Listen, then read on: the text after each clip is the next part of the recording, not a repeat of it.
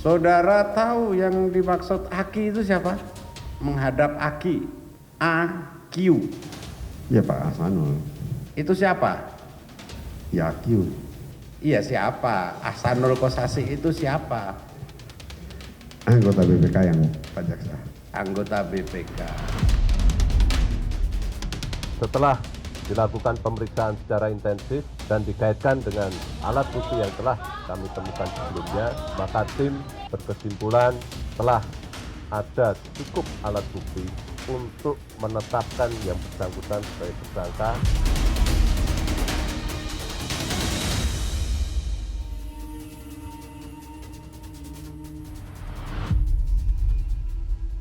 Halo pemirsa, Anda menyaksikan Special Report bersama saya, Zakia Arfan.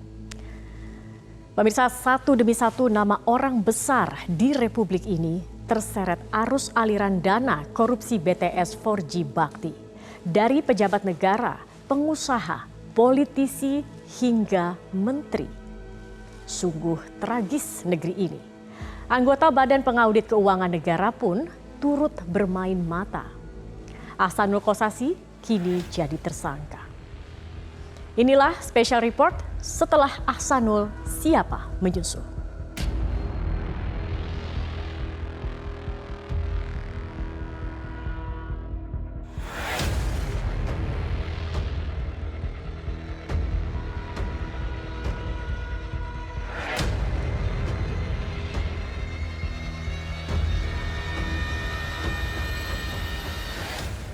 November 2023 menjadi Jumat keramat bagi anggota 3 Badan Pemeriksa Keuangan Republik Indonesia, Ahsanul Kossasi. Setelah diperiksa selama 2,5 jam, Ahsanul akhirnya ditetapkan menjadi tersangka ke-16 dalam kasus dugaan korupsi proyek menara Base Transceiver Station BTS 4G. Mantan politisi Partai Demokrat yang telah 2 kali menjadi anggota DPR RI dan telah 2 periode menjadi anggota BPK RI diduga menerima suap 40 miliar rupiah. Dalam perkara adanya dugaan tindak pidana korupsi, penerimaan uang sebesar kurang lebih 40 miliar yang diduga terkait dengan jabatan. Setelah dilakukan pemeriksaan secara intensif dan dikaitkan dengan alat bukti yang telah kami temukan sebelumnya, maka tim berkesimpulan telah ada cukup alat bukti untuk menetapkan yang bersangkutan sebagai tersangka. Yang bersangkutan kami lakukan penahanan di Rutan Salemba, Cabang Kejaksaan Negeri Jakarta Selatan. Nama Ahsanul Kossasi ikut terseret dalam pusaran korupsi BTS 4G. Setelah di persidangan kasus korupsi BTS 23 Oktober lalu, terdakwa Galumbang Menak Simanjuntak menyebut nama Ahsanul Kossasi. Jaksa penuntut umum mencecar terdakwa Galumbang Menak dan Irwan Hermawan tentang sosok AQ. Nama IQ muncul dalam percakapan di grup WhatsApp antara Anang Ahmad Latif, Galumbang Menak, dan Irwan Hermawan. Dalam percakapan terungkap, Anang Latif mengajak Galumbang Menak untuk bertemu dengan IQ. Sosok IQ yang dimaksud tak lain adalah Ahsanul Kossasi. Jangan sekarang lah bos, reda dulu. Ini tim BPK ancam soal data yang enggak pernah dikasihkan. Ya. Apa maksud dari percakapan? Saya lupa namanya gitu, lupa. Saudara lupa ya? Saudara tahu yang dimaksud Aki itu siapa? Menghadap Aki. AQ. Ya Pak Ahsanul. Siapa? Pak Ahsanul. Ahsanul siapa?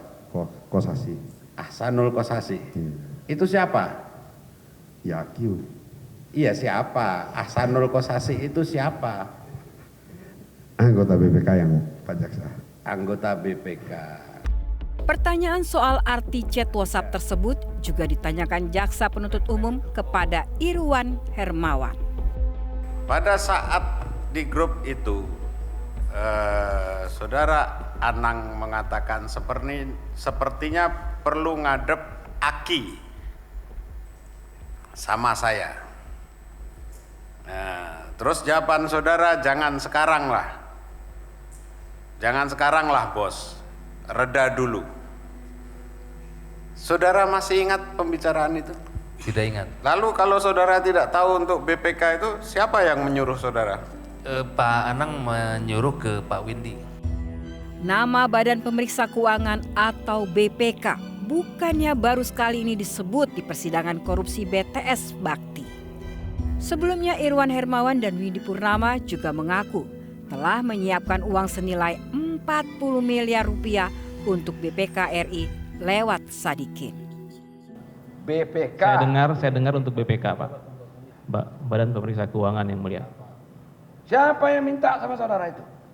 Permintaan dari Pak Anang yang mulia. Pak Anang. Dikirimlah ke orang yang bernama Sodikin itu. Dikirim yang mulia. Ditransfer. Tidak. Dikirim, bagaimana cara ngirimnya kalau gitu? Dikirim Lewat cash. apa, paket? Enggak. Ya saya kirimkan langsung yang mulia. Hah? Saya serahkan langsung yang mulia. Antar langsung. Betul yang mulia. Sosok Aksanul Kossasi memang cukup seksi. Nama politisi kawakan ini beberapa kali tersenggol kasus suap dan gratifikasi di beberapa kasus. Mantan bendahara PSSI tahun 2007 dan juga mantan Ketua Umum Persija Selatan yang saat ini masih menjabat sebagai Presiden Madura United. Sebelumnya juga pernah disebut dalam persidangan kasus dana bansos Maret 2021. Ketika saksi Matius Joko Santoso dan Adi Wahyono menyebut Aksanul menerima fee sebesar 1 miliar rupiah. Setahun sebelumnya, di tahun 2020 di persidangan korupsi dana hibah KONI, Miftahul Ulum juga menyebut Aksanul Kossasi diduga menerima uang suap dana hibah pemerintah untuk KONI melalui Kemenpora sebesar 3 miliar rupiah. Berulang kali nama Badan Pemeriksa Keuangan terseret dalam pusaran kasus korupsi. Para pemeriksa keuangan silih berganti dijerat pasal suap dan gratifikasi. Kalau sudah begini, publik patut mempertanyakan, jangan-jangan visi dan misi BPK yang bebas dan mandiri berada di titik nadir.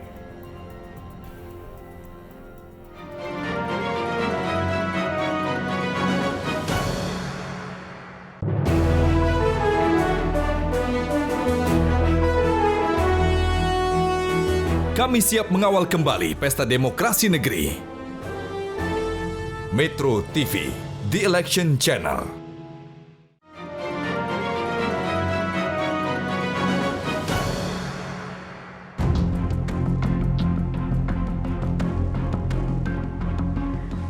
Uang panas 40 miliar rupiah yang diduga mengalir ke Aksanul Kossasi lewat perantara Sadikin Rusli kuat diduga untuk membereskan temuan penyimpangan audit anggaran Kominfo tahun 2021. Penyerahan uang panas dari Windy Purnama ke Sadikin Rusli. Yang cukup menarik, benarkah pada saat yang bersamaan Aksanul Kossasi berada di Hotel Grand Hyatt?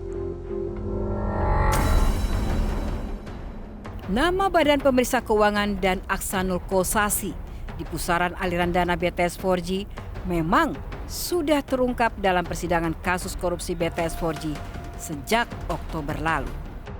Dari BAP Irwan Hermawan sampai ke persidangan BTS 4G terungkap aliran dana 40 miliar untuk BPK RI lewat perantara Sadikin Rusli. Direktur PT Solitek Media Sinergi Irwan Hermawan mengakui dirinya hanya membantu Windy Purnama menyiapkan dan menghitung dana 40 miliar dalam pecahan dolar Amerika. Sementara yang menyerahkan dana tersebut ke Sadikin adalah Windy Purnama. Dan hal tersebut dibenarkan Windy dalam persidangan. Dari mana saudara tahu itu 40 M? Karena saya yang menyiapkannya dengan Pak Irwan. Hah? Saya yang menyiapkannya dengan Pak Irwan. Menyiapkan, menghitung lah. Betul yang mulia. Oh, Pak Iwan ngitung juga. Dari apa tadi? Dari Yang filing kabinet itu. Filing kabinet itu. Iya, betul yang mulia. Hitunglah, ada Singapura, ada Amerika, ada lagi Pak, uang lain lagi? Enggak, itu aja. Itu aja yang mulia. Jumlahnya 40 M. Iya yang mulia. Antar ke Grand Hyatt di parkirannya. Betul yang mulia. Saudara ngantar sendiri apa ada teman? Sendiri yang mulia. Allah beraninya saudara bawa duit 40 Sorry saya dengan supir yang mulia. Inilah sosok Sadikin yang disebut-sebut dalam persidangan selama ini. Pemilik nama lengkap Sadikin Rusli ini ditangkap jaksa penyidik pada 14 Oktober lalu di Surabaya. Sadikin adalah orang yang menerima bingkisan uang melalui Windy Purnama. Sadikin Rusli adalah pengusaha asal Surabaya, Jawa Timur. Ia adalah tersangka ke-14 yang ditetapkan oleh Kejaksaan Agung dalam kasus korupsi BTS Bakti. Sadikin ditangkap paksa setelah 3 kali mangkir dalam pemeriksaan.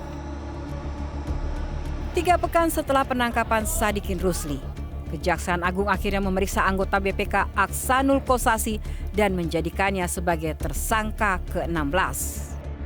Tanggal 19 Juli 2002, sekitar pukul 18.50 waktu Indonesia Barat, bertempat di Hotel Grand Hyatt, diduga Saudara Aq telah menerima sejumlah uang sebesar kurang lebih 40 miliar dari Saudara IH melalui Saudara WP dan SR.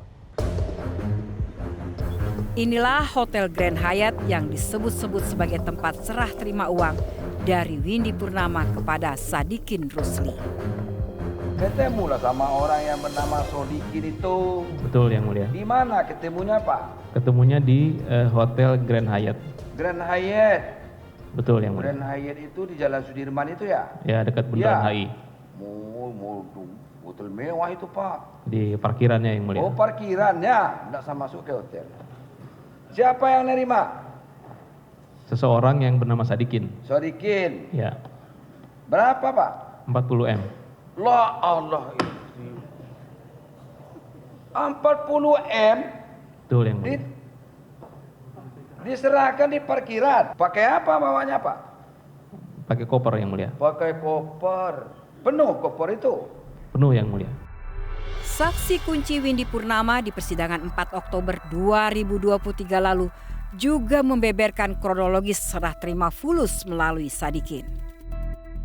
Saya bertemunya tuh pertama kali di kolam renang Pak. Saya lupa lantai berapa itu ya. Bertemu dengan Pak Sadikin di kolam renang mana? Di Hotel Grand Hyatt. Kolam renang yang di lantai 5 itu, yang restoran. Yang ada restorannya, betul. Iya, betul. Saya sudah bawa itu uangnya. Iya. Terus saya sampaikan mau diserahkan di mana? Apakah mau di kamarnya? Kata yang bersangkutan jangan, nanti biar saya. Sebentar. Di kamarnya. Apa yang bersangkutan nginep di Hotel Grand Hyatt? Saya cuma menyampaikan begitu, apakah di kamarnya, gitu kan? Dia bilang jangan, biar saya yang turun nanti katanya. Biar saya yang turun ke parkiran. Oke. Jadi akhirnya setelah itu kita berdua turun ke parkiran. Saudara Sadikin menunggu di pintu masuk ke dalam hotel. Saya ke mobil ambil uangnya. Baik, setelah terima Sadikin kemana? Saya tidak lihat dia masuk ke dalam. Metro TV menelusuri lokasi penyerahan uang pecahan dolar Amerika dan dolar Singapura senilai 40 miliar di restoran di lantai 5 Hotel Grand Hyatt.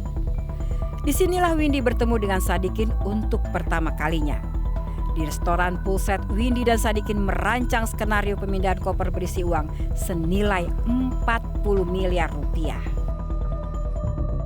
Informasi yang Metro TV dapatkan, di hari yang sama penyerahan uang tersebut entah sebuah kebetulan atau tidak. Aksanul Kossasi berada di sebuah kamar di Hotel Grand Hyatt.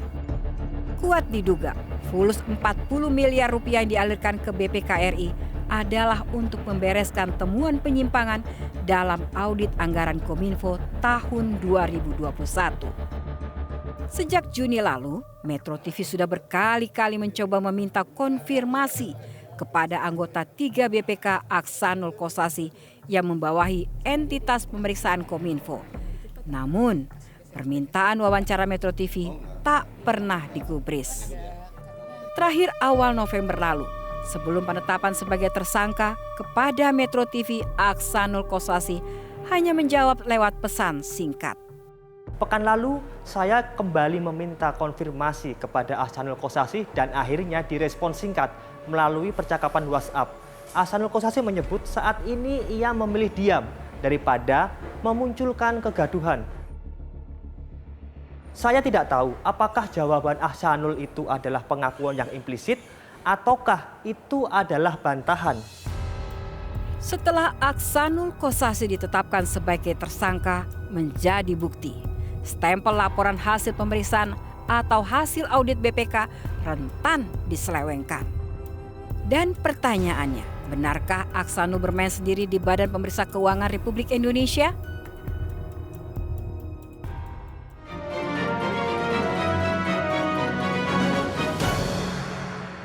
Perdalam pemahaman lewat dialog tajam dan mencerahkan. Economic Challenges. Kontroversi. Hot Room. Hanya di Metro TV.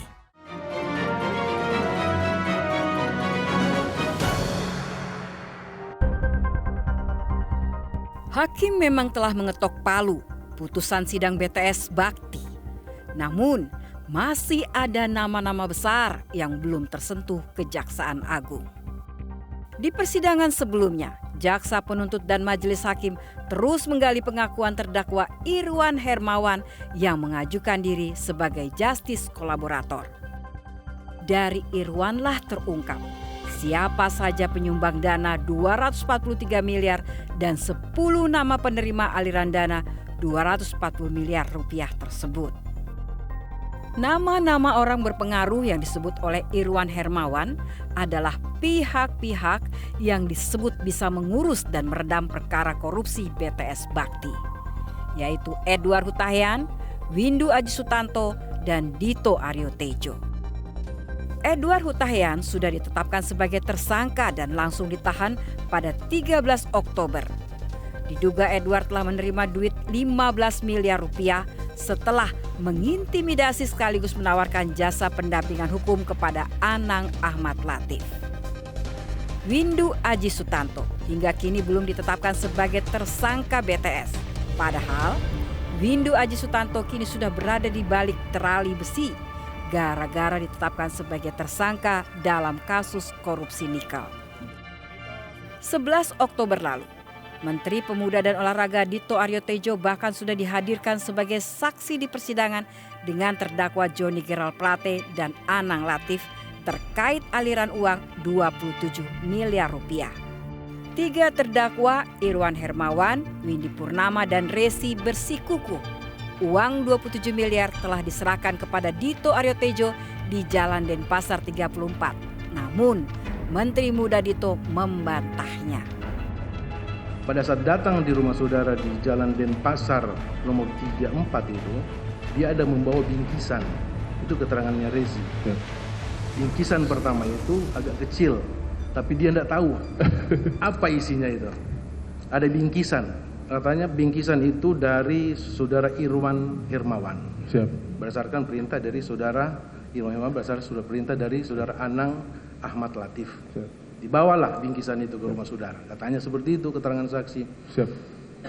Kemudian pada pertemuan kedua dia bawa lagi bingkisan itu yang agak besar dan diterima katanya oleh saudara waktu itu di rumah Denpasar itu. Nah, sekarang ketegasan saudara lagi. Apakah benar ada bingkisan itu? Saya berdasarkan apa yang saya baca di media yang berkembang. Fakta aja. Faktanya saya tidak pernah menerima bingkisan. Saudara tidak pernah menerima bingkisan. Tidak pernah menerima Saya bingkisan. tidak melanjutkan pertanyaan apa isi bingkisan itu, kan gitu. Terima saja tidak pernah. Pagi saya tahu isinya, Pak. Iya. Tapi kalau dari sense, Pak, 27 miliar kan nggak mungkin dalam bingkisan, Pak. Walaupun nama Dito Aryo Tejo beberapa kali disebut sebagai orang yang diduga bisa mengamankan kasus BTS 4G di Kejaksaan Agung, faktanya Menpora Dito masih bebas dari jerat hukum. Setali 3 uang, Kejaksaan juga hingga kini belum membuka aliran uang jumbo dana korupsi BTS Bakti sebesar 70 miliar rupiah kepada Nisra Yohan. Diduga uang tersebut dialirkan untuk Komisi 1 DPR. Tapi sebenarnya kan memang ada aliran dana untuk 70 miliar itu, Pak ya? Windy lebih tahu yang Nisra Yohannya. Tapi Bapak ikut ngitung uangnya nggak? Iya, ikut ngitung uangnya? Iya. Itu pecahan apa Pak? Uangnya untuk apa Pak? US sama Sing dolar. Sama Sing dolar. Itu pakai koper atau pakai apa? Koper. Oh, jadi Bapak ngasih sama Windy dari Iya, bareng-bareng Windy ngambil dari Pentabannya, saya ikut ngitung. Tapi yang nganterinnya siapa Pak? Windy. Bapak nggak ikut nganterin? Tapi Bapak kenal sama Nisra Yohan itu? Enggak. Kenapa ke Nisra Yohan? Siapa yang nyuruh Pak? Nggak tahu, perintahnya dari Anang ke Windy, kata Windy. Koordinator Masyarakat Anti Korupsi Indonesia Bonyamin Saiman menegaskan seharusnya Kejaksaan tidak masuk angin untuk mengungkap aliran dana ke Komisi 1 DPR. Kejaksaan bisa menangkap Sadikin, Edward Hutahian. Kenapa Nisra Yohan masih dibiarkan bebas? Terkait dengan pemberian kepada Nisra Yohan yang katanya Komisi 1. Nah, Komisi 1 oknumnya siapa kan memang belum terlacak. Uangnya bagaimana? Ya paling tidak kan saya selalu menuntut harus dilakukan pengejaran terhadap Nisra Yohan. Karena sudah dipanggil 2 kali, tidak hadir. Ini kan harus diterbitkan surat perintah membawa. Sampai sekarang memang belum diterbitkan surat perintah membawa. Harusnya kan segera terbit. Kalau nggak terbitkan ya pasti saya gugat pra peradilan lagi. Kenapa tidak diterbitkan surat perintah membawa? Karena menurut pelacakan saya ada di Jawa Tengah yang bersangkutan. Itu loh, bagaimana dia berinteraksi dengan orang-orang di Jawa Tengah dan Pati bahkan gitu. Jadi ini yang mestinya bisa dilacak itu, dan itu bisa segera terbitkan surat perintah membawa dan dijemput untuk dijadikan saksi. Bagaimana dugaan aliran uang senilai 70 miliar itu katanya diberikan 2 kali kan gitu kan, di Sentul maupun di mana lagi kan gitu kan, di Bogor. Faktanya dari 10 nama yang disebut menerima aliran dana 243 miliar, hanya Nisra Yohan yang belum pernah diperiksa di Kejaksaan Agung. Yang soal 70M ke Komisi 1. Iya Bapak. Ini Nisra Yohan ini udah diperiksa apa belum? Bagi mereka yang belum dipanggil karena belum kita dapatkan, belum mereka datang, ya kita akan lakukan upaya paksa ke depan. Kalau misalnya itu tidak memenuhi panggilan, itu udah komitmen kami kalau menyelesaikan ini. Itu loh. Bahkan kita sudah melakukan cegah tangkal tadi saya bilang. Untuk tidak pergi ke luar negeri. Beberapa orang yang memang tidak kooperatif, kita lakukan cegah tangkal. Kejaksaan Agung seharusnya tidak tebang pilih dalam mengungkap korupsi dana bakti. Jangan sampai penegakan hukum masuk angin demi menutupi dosa sang penguasa. Seperti aliran dana 70 miliar rupiah ke Komisi 1 DPR RI yang hingga kini belum tersentuh. Siapapun penerima aliran dana BTS 4G Bakti harus diungkap gamblang, tak terkecuali anggota Komisi 1 DPR RI. Saya Zakia Arfan pamit undur diri, sampai jumpa di special report lainnya.